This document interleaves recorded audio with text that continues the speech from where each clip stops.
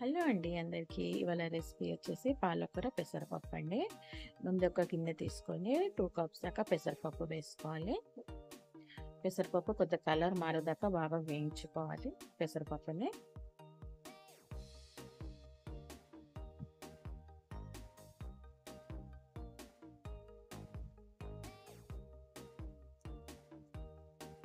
Two cups పెసరపప్పుకి ఒక 10 కట్టల దాకా పాలకూర తీసుకున్నాండి. ఒక మెంతికూర కట్ట.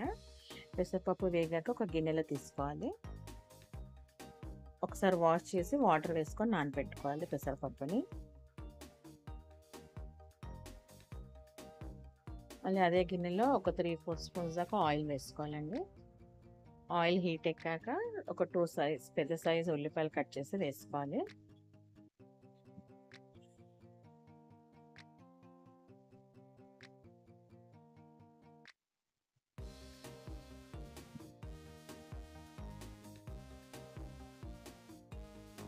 మళ్ళీ ఒక 4 పచ్చిమిర్చి,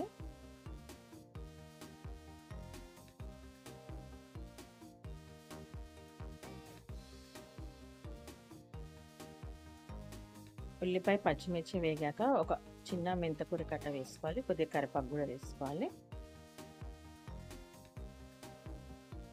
మెంతికూర అవైలబుల్ ఉంటేనే వేసుకోవచ్చండి, లేకపోతే అలాగైనా వండుకోవచ్చు.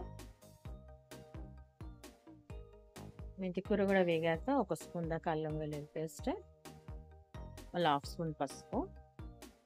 ఇది కూడా ఒకసారి ఆయిల్లో ఫ్రై చేసుకోవాలి.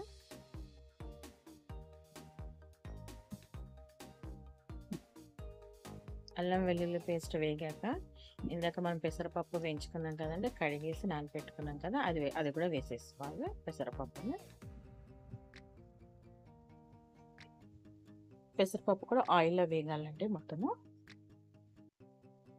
కడిగి నానబెట్టుకున్న పెసరపప్పు కూడా వేసేసుకొని బాగా ఫ్రై చేసేసుకోవాలి.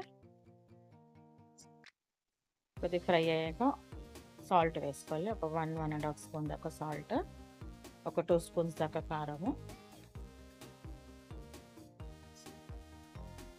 సో బాగా కలుపుకొని మనం పాలకూర కట్ చేసి వేసుకోవాలంటే సన్నగా కట్ చేసుకొని వాష్ చేసుకొని వేసేసుకోవాలి.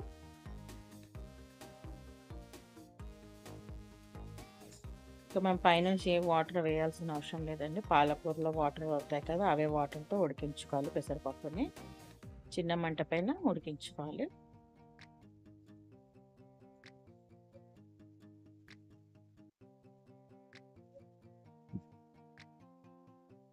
కాసేపు మూత పెట్టి ఉడికించుకొని మళ్ళీ ఒక 4 టమాటాలు సన్నగా కట్ చేసి పెట్టుకోవాలి.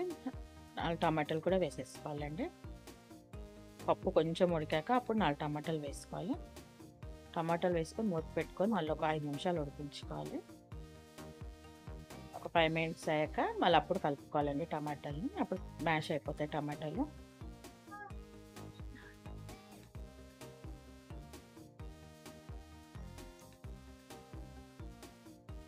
మొత్తం ఇంకా పప్పు ఉడికేదాకా ఉడికించుకోవాలండి చిన్న మంట పైన. ఇంకా వాటర్ ఏం పోయొద్దు, ఇదే వాటర్లో ఉడికించుకోవాలి దగ్గరికి అయ్యేదాకా.